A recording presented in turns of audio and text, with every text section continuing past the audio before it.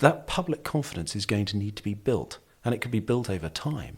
And if the government say, well, actually, we recognise that public confidence needs a boost, and this is how we're going to do it, we're going to say that those people who have been vaccinated can go into pubs, and we recognise it's only a temporary measure, but it's designed to rebuild confidence, that might work.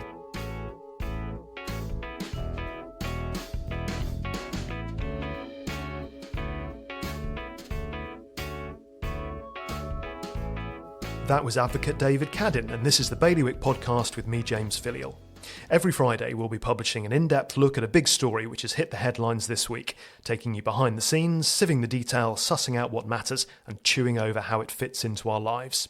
Now, along with aerosol dispersal, self-isolation and the alcohol content of hand sanitiser, a vaccine passport is yet another concept which COVID has forced us to get our heads around in the last 12 months. As well as the obvious health issues caused by the virus, it's also challenged us to reconsider how much we value our freedom and what we will accept being removed or suspended. This is a year when we've all accepted being ordered to stay at home for most of each day, wearing a face mask just to go shopping and not seeing loved ones for months on end.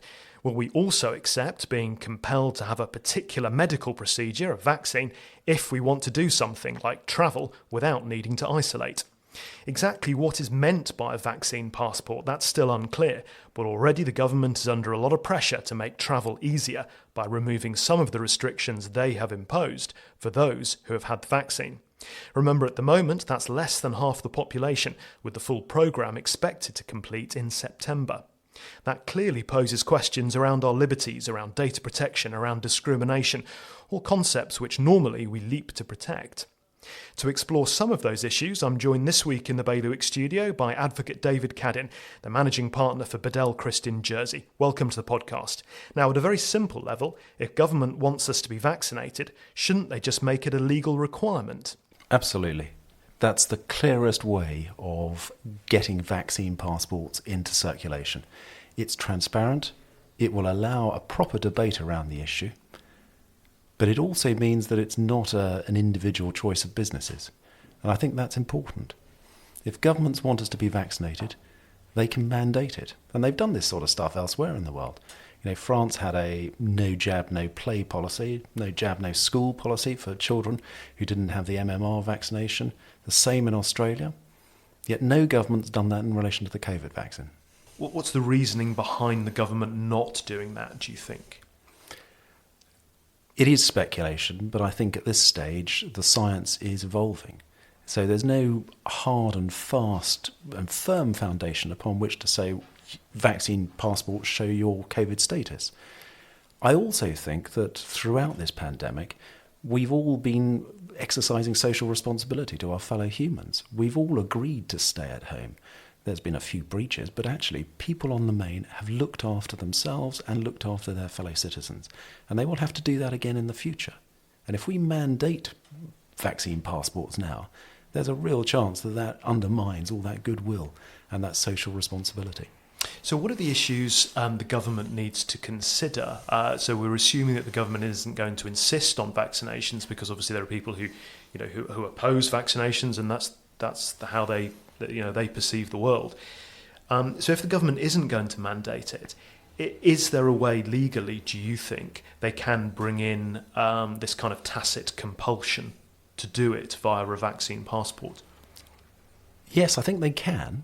But they need to be clear about what they want to achieve. And that's at the moment, there seems to be a lack of clarity.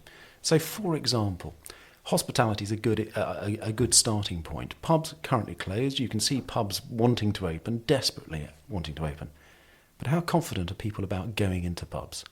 So that public confidence is going to need to be built, and it could be built over time. And if the government say, well, actually, we recognise that public confidence needs a boost, and this is how we're going to do it. We're going to say that those people who have been vaccinated can go into pubs, and we recognise it's only a temporary measure, but it's designed to rebuild confidence. That might work. That might be justifiable. It's going to stop a whole load of people going to pubs because they haven't been vaccinated, but it will allow pubs to reopen. But that's not discriminatory.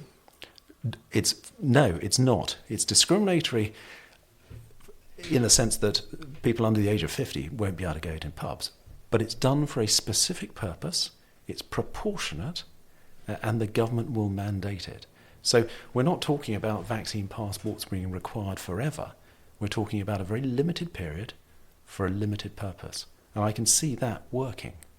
Whether pubs think this is a good idea or not is a completely different question, and the logistics of managing that, the cost of managing that, those are for other people. But I can see that you could use it for a particular purpose. Does that not put a lot of onus, though, on we're using pubs as an example, but it could be coffee shops, could be an airline, could be any sector, but using pubs as an example, does it not put the onus on the pub to then manage people's medical data, which they're not set up to do? Absolutely. So they would have to be very clear about what information they are obtaining, how they're going to use it, where they're going to store it, and so on. And the data protection issues around this stuff, they've got huge implications. This is very sensitive personal data belonging to lots of different people. So if we're assuming pubs are able to do that, presumably there's also then a timing issue. We're talking about trying to open up the economy now, but equally we're talking about having a structure to do that, which is going to need thought, it's going to need legal advice, it's going to need logistics. Not something you can do in a few weeks. No, this is not a task to be rushed. If vaccine passports realistically are going to be brought in, they should be brought in once everyone's had the opportunity to have both vaccines, where the science has evolved a bit further. We know what vaccine status means in terms of COVID status, and we're not discriminating against huge groups in society. What about the timing issue in the sense that it's the end of September, or September at least, by which time, according to the government's time frame, obviously they might accelerate that time frame, they might do it more quickly, but certainly when they set it out at the beginning, they were aiming for September as the time by which we would all have had 2 jabs if we wanted them. So is that not the starting point? Can you do vaccine passports before that? Because if you do, there are sections of the population who won't have had the opportunity to be vaccinated. You could, but I think you're right. It does look discriminatory. But I think if you've got a particular purpose that you're trying to achieve, so you're trying to and they did this in the States, they had a group of university students who wanted to go on spring break. So the government said, well, you can go on spring break if you get vaccinated. Not probably the most sensible thing to do, but at least it encouraged students to get vaccinated. Now, that's an entirely legitimate government policy. Now, one argument you hear regularly around vaccine passports is the human rights issue. Just scope that out for us. What does that actually mean? And what's the implication for doing it or not doing it from a human rights point of view? So the human rights perspective is you're potentially denying people access to services. We've talked about pubs. What about the bus company? What if you say you can't get on the bus unless you've got a vaccine passport? That doesn't sound fair. And throughout all of this, vaccine passports are a nice little soundbite, but the devil is always in the detail. And the question is, what do you do with people who don't have a vaccine passport? Now, you could say, well, okay, vaccine passport, that gives you a different grade of PPE, wear a thinner mask or something like that. That would appear fair. But otherwise, if you're saying you can't use a bus service, you can't go to shops, you can't go to coffee shops, that seems really unfair, and it is impacting on people's daily lives. And everyone is entitled to a right to have their life.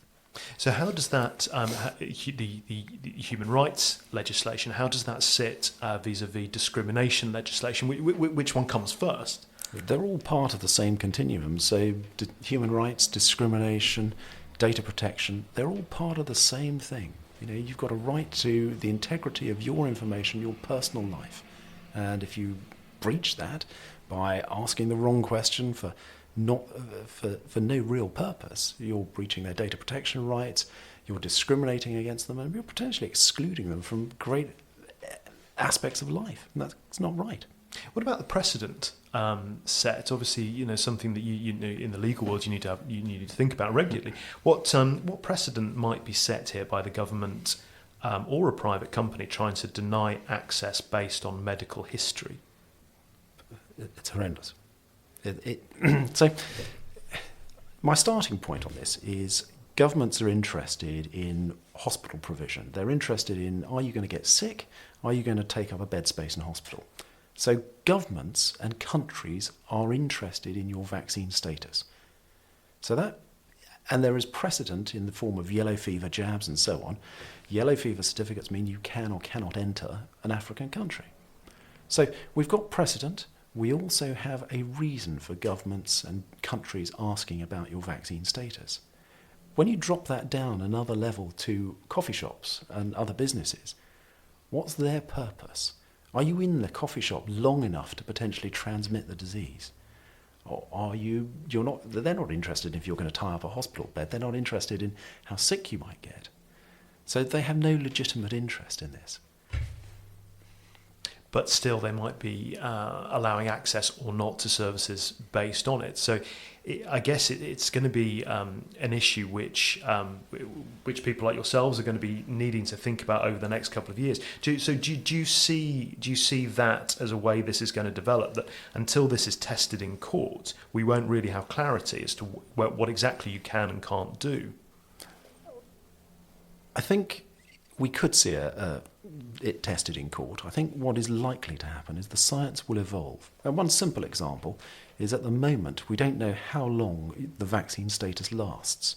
So if you've had your jab, is it 6 months, 12 months, 2 years? That's unclear. It's not surprising because the vaccine's only been rolled out in December and January. So once we know how long the status lasts, then we might have a better idea as to how long a passport might last. When we know how good the take-up is, we might be able to say, well, actually, a vaccine passport is one component. And what you need is a vaccine passport and a test. And that shows your personal antibody reaction. Now, that could be a proper basis for saying, well, actually, if you don't have the right antibody reaction, you've got to either have another vaccination, you've got to do something different. And until you've done that, we've got to take special care about you. Which does beg the question as to how long this is all going to take. We're already seeing British Airways reconfiguring their app so that you can enter your vaccine status into the Manage My Booking section of that. So it's already, travel companies are thinking about this and trying to adjust their services based on whether you've had a vaccine or not have a vaccine. If a client came to you tomorrow from the private sector and asked for your advice on this, so we want to do this stuff, how do we get into it from a legal point of view? What would you say? What would be the basis of your advice to them? My basis of my advice would be very careful. You're going where governments fear to tread, and that seems to me to be wrong. Governments should take a lead on this. They've got access to the best scientists. They've got the people who can understand the science. If you're a private company, if you're a coffee shop, if you're an airline, that's quite difficult to access the same resources. So we need to understand the science. Once we understand the science properly, then we can move forward and we can start thinking about, okay, it's what happens to the people who haven't got this vaccine status. How do you deal with them, and how do you deal with them fairly? Advocate David Cadden, thanks very much. It's an issue I'm sure we'll return to on the Bailiwick Pod this summer. Remember, you can stay right up to date with what's happening at bailiwickexpress.com or on our social channels or on our 2 internet radio stations. This pod is available in all the usual places. If you enjoyed it, please do like and share. The introductory music, by the way, was Shift My Weight by Luno. More next week on the Bailiwick Pod, but for now, thanks for listening.